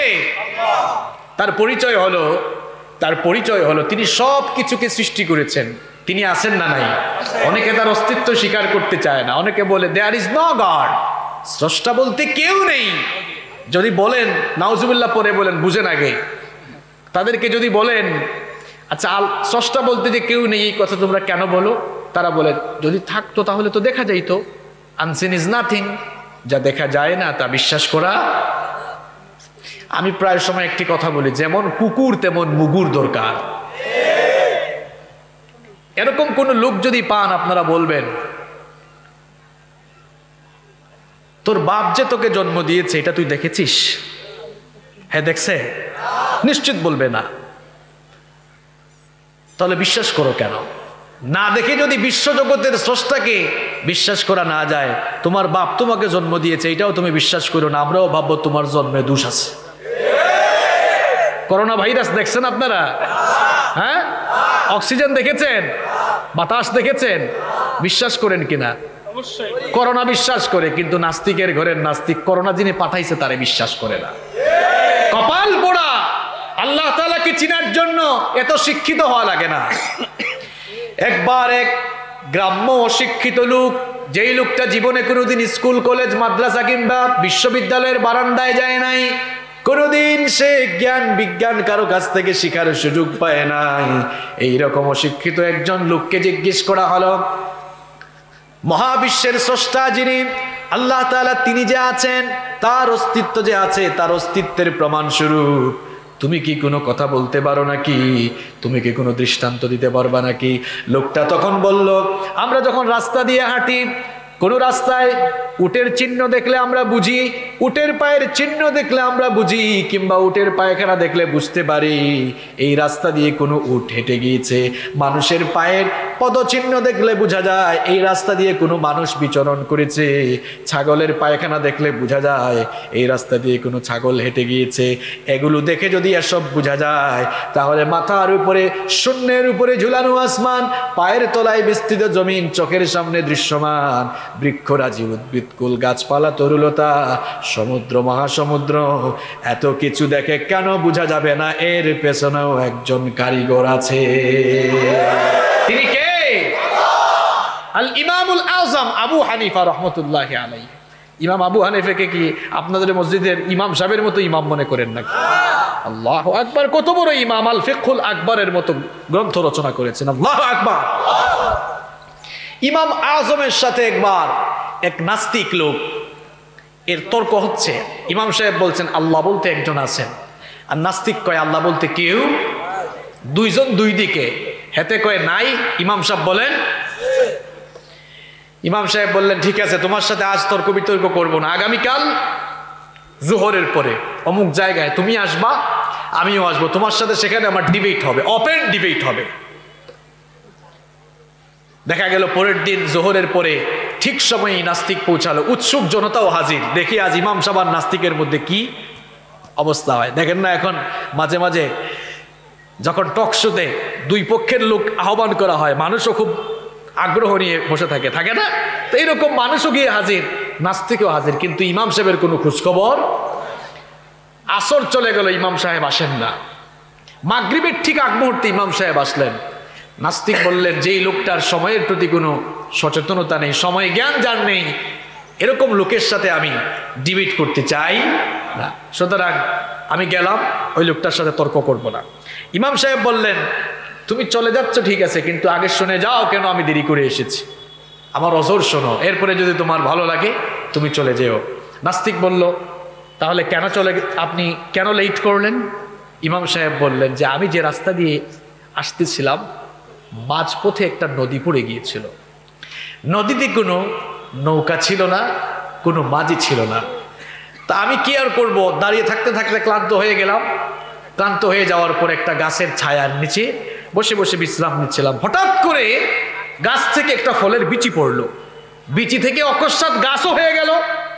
কোনো লোকজন নাই, কিছুই নাই। কোত্থেকে একটা করাত এসে একটা বাড়ি মারলো, গাছটা কেটে গেল। কোনো লোকজন নাই, দেখলাম এই করাত গাছটাকে কেটেও ফেললো, ঠাস ঠাস করে তক্তা হয়ে গেল। কোনো মিস্ত্রি নাই, এই তক্তাগুলো দেখলাম নদীতে লাফ দিয়ে পড়ে গেল, জুড়া লেগে গেল। এরপরে লগি বৈঠা নাই, মাঝিও নাই। আমি চিন্তা করলাম যে একটু নৌকায় উঠি। নৌকায় যখন উঠলাম, ওরে বাপরে বাপ, কি আজীব কারবার, লগি বৈঠা নাই, মাঝিও নাই, দেখলাম অটোমেটিক এই নৌকাও আমাকে পার করে দিল। নাস্তিক বলল হেসে হেসে, দেখছো তোমাদের ইমাম সাহেবের মাথার স্ক্রু সব ঢিলা হয়ে গেছে। এরকম পাগল কোন লোকের সাথে আমার মতো বুদ্ধিজীবী, আমার কি ডিবেট করা মানায়? তারা তো নিজেদেরকে বুদ্ধিজীবী মনে করে, ঠিক কি না? এরা আসলে এরা আসলে বুদ্ধিজীবী নয়। যারা আল্লাহকে চিনতে পারে না, এরা বুদ্ধি প্রতিবন্ধী। এদের মাথার মধ্যে শয়তান পেশাব করে দিয়েছে।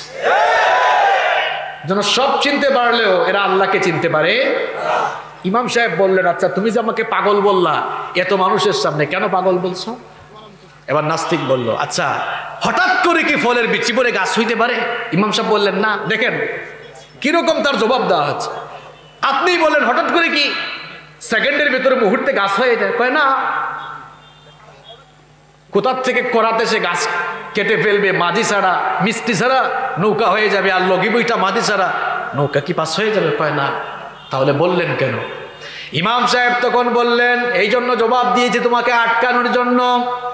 হঠাৎ করে ফলের বিচি পড়ে যেমন গাছ হতে পারে না, শুধুমাত্র করাত দিয়ে যেমন গাছ চিরা যায় না, কাটা যায় না, শুধুমাত্র তক্তা দিয়ে যেমন নৌকা বানানো যায় না, মিস্ত্রি যেমন লাগে, আবার লগে বইটার মাঝি ছাড়া যেমন নৌকা পাস হওয়া যায় না, এগুলো যদি মাঝি ছাড়া মিস্ত্রি ছাড়া না হতে পারে, তাহলে তোমার মাথার উপরের আসমান, পায়ের তোলার জমিন, এগুলো কি এমনি এমনি কোনো কারিগর ছাড়া তৈরি হয়েছে নাকি?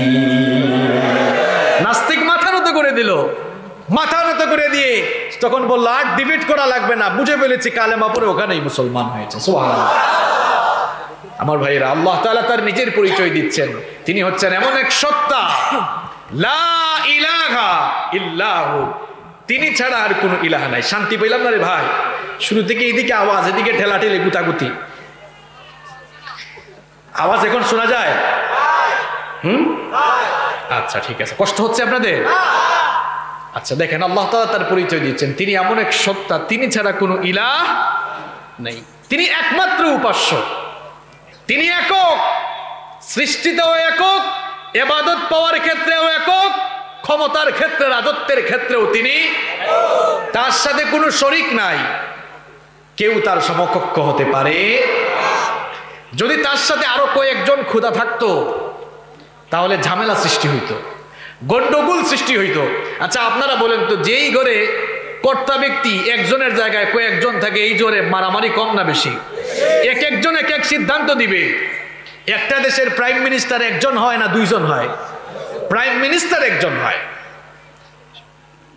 আল্লাহ তাআলা হচ্ছেন একক, অদ্বিতীয় সত্তা, তার সাথে কোনো শরীক আছে? কোনো শরীক নেই। যদি থাকতো তাহলে কি হতো? রব্বুল আলামিন বলছেন, যদি থাকতো কি হতো শোনো।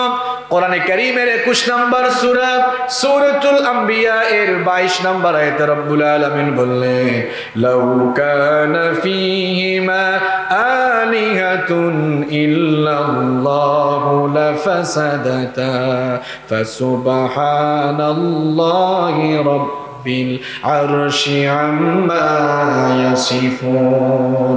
আল্লাহ তাআলা বলছেন যদি তার সাথে আরো কয়েকজন আল্লাহ থাকতো তাহলে কি হইতো জানো? লা ফাসাদাতা, জমিনে ফিতনা ফাসাদ, জমিনে বিশৃঙ্খলা সৃষ্টি হয়ে যেত। আচ্ছা, আপনাদের কমন সেন্স কি বলেন তো? যদি আসমানের খোদা বা মালিক একজন হইতো আর জমিনের খোদা বা জমিনের মালিক একজন হইতো, তাহলে মাঝে মধ্যে একজনের সাথে আরেকজনের মতের মিল না হইলে আসমানের মালিক বলতো ঠিক আছে তোর জমিনে ঠাডা বরুক, বৃষ্টি দিব না, ঠিক কি না? দিন রাতের মালিক দুইজন হইলে দিনের মালিকের সাথে কখনো ঝগড়া, আমাদের অনেক সময় মানবিমান হয় না, মানবিমান হইলে রাতের খোদা বলতো ঠিক আছে যা, সব সময় দিন থাকবে, আমি আর রাতের অন্ধকার দিব না। বেশি থাকলে কি হয়ে যেত? বিশৃঙ্খলা। অন্য আয়াতে রব্বুল আলামিন বললেন মাত্তাখাযাল্লাহু মিন ওয়ালাদিন ওয়া মা কানা মাআহু মিন ইলাহিন ইযান লাযাহাবা কুল্লু ইলাহিন বিমা খালাকা ওয়া লা'আলা বা'দুহুম আলা বা'দ সুবহানাল্লাহি আম্মা ইয়াসিফুন। আল্লাহ তাআলা বলছেন তিনি কাউকে সন্তান হিসেবে গ্রহণ করেন নাই, তার কোনো সন্তানাদি নেই, আবার সৃষ্টি জগতে মালিকানা কিংবা ইবাদতের ক্ষেত্রেও তার সঙ্গে কোনো শরীক নেই। যদি সৃষ্টির ক্ষেত্রে তার সাথে যদি অন্য কোনো ইলাহ থাকতো, অন্য কোনো উপাস্য থাকতো, তাহলে প্রত্যেকেই তাদের নিজ নিজ সৃষ্টি হয়ে আলাদা হয়ে যেত, আর প্রত্যেক স্রষ্টা এক এক স্রষ্টার উপরে চড়াও হয়ে যেত। এজন্য জমিনে ফিতনা ফাসাদ বিশৃঙ্খলা সৃষ্টি হয়ে যেত, জমিনে কোনো ভারসাম্য থাকতো না। রব্বুল আলামিন হচ্ছেন একক এবং অদ্বিতীয়। আল্লাহ তাআলা তার সেই তাওহীদের পরিচয় দিয়ে আয়াতুল কুরসি শুরু করেছেন, আল্লাহু লা ইলাহা ইল্লা হুয়াল হাইয়ুল কাইয়্যুম। তিনি ছাড়া কোনো ইলাহ নাই, তিনি ছাড়া কোনো মাবুদ নাই। তার তাওহীদের পরিচয় দিলেন তিনি এক। এক আল্লাহর ইবাদত বাদ দিয়ে যারা বহু খোদার ইবাদত করে, আল্লাহ তাআলা তাদের ব্যাপারে বলছেন কোথায় যাচ্ছ? আমি তো সব কিছুর ক্ষেত্রে একক, যদি একক না হতাম জমিনেই বিশৃঙ্খলা থাকতো। দেখেন আল্লাহ তাআলা কি সুন্দর করে বুঝাচ্ছেন মানুষকে, আমি একক, আমি অদ্বিতীয়, আমার সঙ্গে কোনো শরীক নেই। এরপরে বলছেন আমি হচ্ছি আল হাই, আমি হচ্ছি আল কাইয়্যুম, আমি হচ্ছে চিরঞ্জীব, চিরস্থায়ী সত্তা। এতক্ষণ আল্লাহ নিজের পরিচয় প্রথমে পরিচয় দিলেন, তারপরে একত্ববাদের পরিচয় দিলেন। এবার শুরু হয়েছে তার ক্ষমতার পরিচয়। এবার কি শুরু হয়েছে? আল্লাহর ক্ষমতাটা শোনেন। আল্লাহর ক্ষমতা না বুঝার কারণে নিজের একটু ক্ষমতা পাই আপনি লাফালাফি করেন। এবার আল্লাহর ক্ষমতা শোনেন। আল্লাহ এবার তার ক্ষমতার পরিচয় শুরু করেছেন, আল হাইয়ুল কাইয়্যুম। আল্লাহ তাআলার ক্ষমতাটা হলো পার্মানেন্ট, চিরস্থায়ী ক্ষমতা। চিরস্থায়ী ক্ষমতার মালিক তিনি, পার্মানেন্সি পাওয়ার রয়েছে তার কাছে। আন্নাল কুওয়াতা লিল্লাহি জামিআ, সকল ক্ষমতার মূল উৎস হলেন আল্লাহ। আরো আসতে বলেন আল্লাহ। যারা বলে না আপনারা কি সকল ক্ষমতার মালিক, আপনাদেরকে বানাইছেন নাকি? এখানে একটা সাপ ছেড়ে দেন, দেখবেন কেমনে পালায় সবাই। তো পালান কেন? আপনারা সব ক্ষমতার মালিক। তো পেট ব্যথা হইলে যে গড়াগড়ি করে, আর যদি ডায়রিয়া হয়ে কয়েকবার টয়লেটে চলে যায়, হেড অফিসে যায়, আসার পরে বলে আইয়ার হাইতাম ন, তো পারবেন না কেন? আপনারা সব ক্ষমতার মালিক। আমার ভাইরা শোনেন, এবার আল্লাহ তাআলা তার পরিচয় দিচ্ছেন, তিনি হচ্ছেন আল হাই, চিরঞ্জীব, যার কোনো ক্ষয় নাই, লয় নাই, ধ্বংস নাই। সকল ক্ষমতার মালিক হবেন তিনি, যার কোনো দিন ক্ষয় হয় না, লয় হয় না, ধ্বংস। আমাদের শুরু আছে, শেষও। আল্লাহর কি শেষ শুরু আছে নাকি? হুয়াল আউয়ালু ওয়াল আখিরু ওয়াজ যাহিরু ওয়াল বাতিনু ওয়া হুয়া বিকুল্লি শাইইন আলীম। তিনি প্রথম, তিনি শেষ। যখন কিছু ছিল না তখনও তিনি ছিলেন, যখন কিছুই থাকবে না তখন একজন থাকবেন, তিনি কে? কুল্লু মান আলাইহা ফানি ওয়া ইয়াবকা ওয়াজহু রাব্বিকা যুল জালালি ওয়াল ইকরাম ফাবিআইয়ি আলাই রাব্বিকুমা তুকাযযিবান। কুল্লু মান আলাইহা ফান, সব কিছু একদিন ফান হয়ে যাবে। ধ্বংস হয়ে যাবে, কিছুই থাকবে না। কিছুই যখন থাকবে না তখনও একজন থাকবেন, তিনি কে? আল্লাহ তাআলা তার পরিচয় দিচ্ছেন, আমি হলাম সকল ক্ষমতার মালিক। যখন আমরা কেউ ছিলাম না, যখন আমাদের কাউকে বানানো হয় নাই, যখন মহাবিশ্বের কিছুই সৃষ্টি করা হয় নাই, তখনও তিনি ছিলেন। কিয়ামত হয়ে যাওয়ার পর যখন কিছুই থাকবে না, তখনও তিনি থাকবেন। এই জন্য তিনি হলেন আল হাই, তিনি হচ্ছেন আল কাইয়ুম, তিনি হচ্ছেন চিরঞ্জীব এবং চিরস্থায়ী সত্তা। রব্বুল আলামিন তার সেই পরিচয় আয়াতুল কুরসির ভেতরে তুলে ধরলেন, আল্লাহু লা ইলাহা ইল্লা হুয়াল হাইয়ুল কাইয়ুম। তিনি ছাড়া কোনো ইলাহ নাই, তিনি চিরঞ্জীব, চিরস্থায়ী, তিনি চিরস্থায়ী ক্ষমতার মালিক। এই জন্য ক্ষমতার বাহাদুরি কেউ করতে চাইলে একমাত্র আল্লাহই করতে পারেন, কারণ তার ক্ষমতা কখনো ফুরায় না। আমাদের ক্ষমতা আজ আছে তো কাল। আমাদের ক্ষমতা হলো এমন ক্ষমতা, হঠাৎ করে ক্ষমতা পেতে পারি, আবার হঠাৎ করে ক্ষমতা চলেও যেতে, কারণ আমরা ক্ষমতা জোর করে নিতে পারি না। ক্ষমতা দেন কে? আবার ক্ষমতা নিয়ে নিতে পারেন কে? আল্লাহ তাআলা সূরা আলে ইমরানে বলেছেন, তুতিল মুলকা মান তাশাউ ওয়া তানজিউল মুলকা মিম্মান তাশা। দেখেন, আমি কিন্তু পয়েন্ট ভিত্তিক বলে যাচ্ছি, যারা মনে রাখতেছেন খুব ভালো। প্রথমে কি বলছিলাম একটু রিপিট করে দিই। প্রথমে হচ্ছে আল্লাহ তাআলার পরিচয়, 2 নাম্বার একত্ববাদের পরিচয়, 3 নাম্বার ক্ষমতার পরিচয়, 4 নাম্বার আবার সভরেন্টি, সার্বভৌম ক্ষমতার পরিচয়। এরপরে 5 নাম্বার আমরা শুরু করেছি ইনফিনিট নলেজ, অসীম জ্ঞানের পরিচয় শুরু হয়েছে। আল্লাহ তাআলা হচ্ছেন অসীম জ্ঞানের মালিক। সকল ক্ষমতার মালিক যিনি হবেন, অসীম জ্ঞানের মালিকও তিনি হওয়া লাগবে। যার কাছে ক্ষমতা, যার কাছে খবর পৌঁছানোর জন্য কোনো মিডিয়া লাগবে না, কোনো ভায়াও লাগবে না। দেখেন একটা বিষয় মন দিয়ে শুনেন, পৃথিবীর সকল দেশে দেশ যারা পরিচালনা করেন তারা সবাই ওই দেশের রাজধানীতে বসবাস করে। আমি একটা উদাহরণ দেওয়ার জন্য বলছি। মনে করেন বাংলাদেশ যারা পরিচালনা করেন তাদের বেশিরভাগ লোকেরা ঢাকায় অবস্থান করেন। এখন আপনারা বলেন তো, যদি স্যাটেলাইট না থাকে, যদি টিভি চ্যানেল, পত্রপত্রিকা না থাকে, মিডিয়া না থাকে, তাহলে ঢাকায় বসে কি গোটা দেশের খবর নেওয়া যাবে? হ্যাঁ, কথা বলেন না কেন, যাবে? তাহলে বোঝা গেল আমরা সব জায়গায় খবরাখবর নিতে হলে মিডিয়ার মুখাপেক্ষী, মিডিয়া ছাড়া খবর পাবো। এখন আপনারা বলেন তো, বাংলাদেশের খবর আল্লাহর কাছে পৌঁছতে হলে আল্লাহর মিডিয়া লাগে? ভায়া লাগে? গোটা বিশ্বের খবর আল্লাহর কাছে পৌঁছতে হলে মিডিয়া লাগে? রব্বুল আলামিনের কাছে কোনো খবর পৌঁছাতে হলে মাঝখানে কোনো মিডিয়া লাগে না, মাঝখানে কোনো ভায়াও লাগে না। আটলান্টিক মহাসাগরের অতল তলদেশ থেকে যদি ছোট্ট কোনো প্রাণী খোদার যন্ত্রণায় চিৎকারে দেয়, তার সেই ফরিয়াদ কেউ না শুনলেও মিডিয়া বিহীন আল্লাহর কাছে তার চিৎকার চলে যায়। আমরা আমাদের মনের ভেতরে যা রাখি, বাহিরে যা বলি, সব কেউ না জানলেও জানেন কে? এখন বলেন তো, মনে করেন আপনি একটা কলেজের প্রিন্সিপাল, এই কলেজের কোন ছাত্রের মনের ভেতরে কি আছে আপনি জানেন? আপনি যদি এমপি সাহেব হন, আপনার এলাকার জনগণের মনের ভিতরে কি আছে আপনি বলতে পারবেন না। এই যে আপনার মনের ভিতরে কি আছে আপনাদের, আমি জানি। আমার মনের ভিতরে কি আছে আমরা জানি। মনের খবর তো আমরা জানি না, সব জানেন কে? ইন্নাল্লাহা লা ইয়াখফা আলাইহি শাইউন ফিল আরদি ওয়ালা ফিস সামা। আসমান জমিনের কোনো বিষয় তার কাছে গোপন নাই। আল্লাহু আকবার। আমরা অনেক সময় মানুষের উপরে জুলুম চালাই, মানুষের কাছ থেকে জোর করে আমরা সম্মান নেই। আমাকে পেলেই সম্মান করতে হবে, সম্মান করে ঠিক, কিন্তু পেছনে গিয়ে আপনাকে কি বলে আপনি তো জানেন না। মনের খবর কি জানেন? এই লোকটা মনে মনে বলে, যারে তোরে যদি সুযোগ পাইতাম স্যান্ডেল খুলে তোরে পিটাইতাম। ঠিক না? আল্লাহ তাআলা হচ্ছেন অসীম জ্ঞানের মালিক।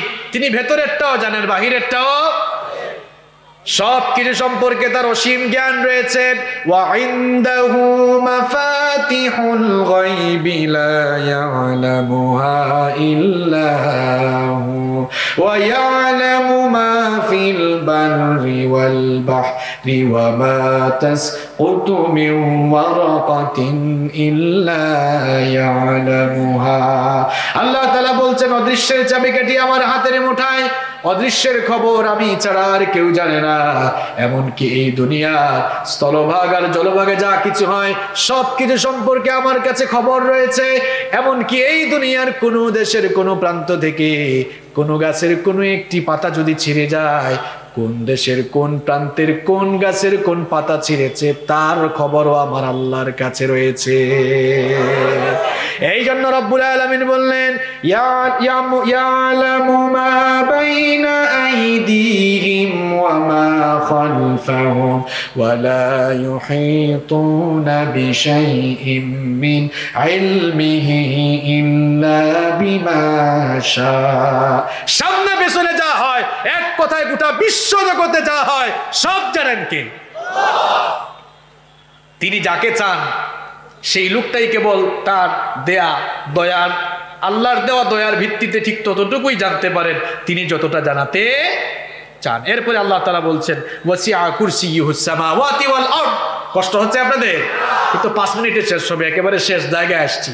এবার যেই কারণে এই আয়াতের নাম আয়াতুল কুরসি হয়েছে, এবার সেই কুরসির পরিচয় দেওয়া হচ্ছে। কুরসি মানে চেয়ার, কুরসি মানে গদি, কুরসি মানে সিংহাসন। এবার আল্লাহ তাআলা তার কুরসি, তার সিংহাসন, তার গদির পরিচয় দিচ্ছেন। শোনো আমার কুরসিটা কেমন। ওয়াসিআ কুরসিয়ুহুস সামাওয়াতি ওয়াল আরদ।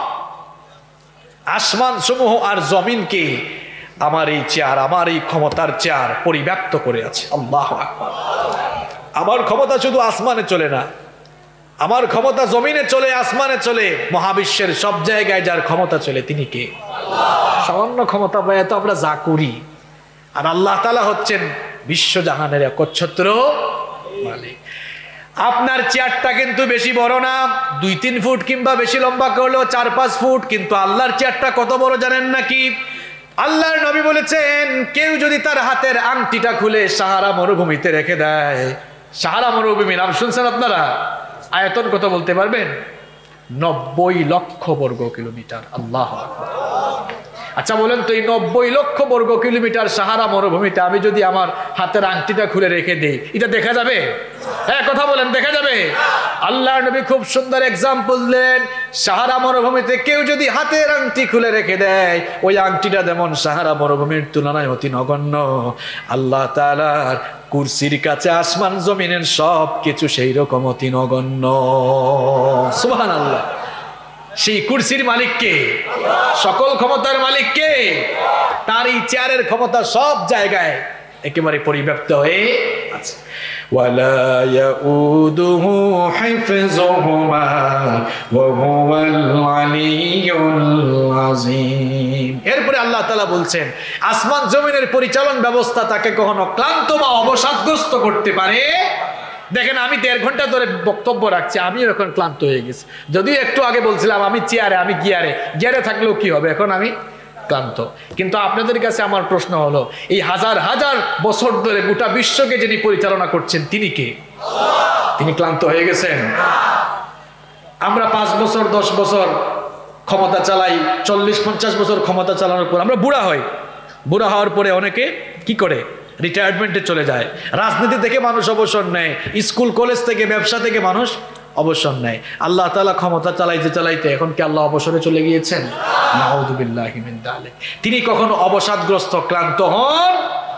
রব্বুল আলামিন কোরআনে কারীমের 50 নম্বর সূরা সূরাতুল কাফের 38 নম্বর আয়াতে বললেন, ওয়ালাকাদ খালাকনাস সামাওয়াতি ওয়াল আরদা ওয়া মা বাইনাহুমা ফি সিত্তাতি আইয়ামিন ওয়া মা মাসসানা মিন লুগুব। আল্লাহ তাআলা বলছেন, এই 7 আসমান আর জমিন আমি 6 দিনে সৃষ্টি করেছি। 7 আসমান আর জমিন 6 দিনে সৃষ্টি করার পর আমি ক্লান্ত হই নাই, ক্লান্তি আমাকে আচ্ছন্ন করতে পারে নাই। এমনকি গোটা বিশ্ব জগৎ পরিচালনা করলেও আমি কখনো ক্লান্ত হয়ে যাই না। সুবহানাল্লাহ। সারাদিন কাজ করার পর রাতের বেলা ঘুম আসে, 1 রাত না ঘুমাইলে মাথা পাগল হয়ে যায়, ঘুমানোর জন্য পাগল হয়ে যায়। কিন্তু আল্লাহ তাআলা কি সেরকম ক্লান্ত হয়ে যান? আমার ভাইরা, আল্লাহর পরিচয় শুনুন এই আয়াতে, ওয়ালা ইয়াউদুহু হিফযুহুমা। ক্লান্তি, অবসর তাকে কখনো আচ্ছন্ন করতে পারে ওয়া হুয়াল আলিয়্যুল আযীম। তিনি সুউচ্চ, সুমহান সত্তা, যার সমতুল্য সমকক্ষ আকাশে জমিনে কেউ। এই হচ্ছে আয়াতুল কুরসি।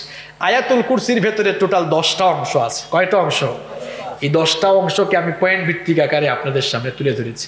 শেষ করার আগে আয়াতুল কুরসিতে আমরা কি শিখলাম, কি লেসন আজকের এই মাহফিল থেকে পেলাম, খুব সংক্ষেপে বলছি। দেখেন, 1 নাম্বার হলো আমরা আয়াতুল কুরসির মধ্যে আমরা আল্লাহ তাআলার পরিচয় পেয়েছি। সবাই বলেন তো আমরা কি পেয়েছি? আল্লাহ তাআলার পরিচয় পেয়েছি। 2 নাম্বার, আমরা এমন আল্লাহর পরিচয় পেয়েছি যার সাথে আর কোনো আল্লাহ, আরো কোনো আল্লাহ আছে? তিনি হচ্ছেন একমাত্র, একক, অদ্বিতীয়। তার সত্তা, ক্ষমতা অবিভাজ্য এবং অখণ্ডনীয়। 3 নম্বর, আমরা আল্লাহ তাআলার সভরেন্টি, তার সার্বভৌমত্ব, সার্বভৌম ক্ষমতা সম্পর্কে জেনেছি। এরপরে 4 নাম্বার, আমরা তার ইনফিনিট নলেজ, অসীম জ্ঞান সম্পর্কে জেনেছি। 5 নম্বরে আমরা তার কুরসি সম্পর্কে জেনেছি। এই আয়াত প্রত্যেক 5 ওয়াক্ত নামাজের পরে তেলাওয়াত করলেই শুধু জান্নাত যাওয়া যাবে না। আল্লাহ নবী বলেছেন এটা জীবনে মেনে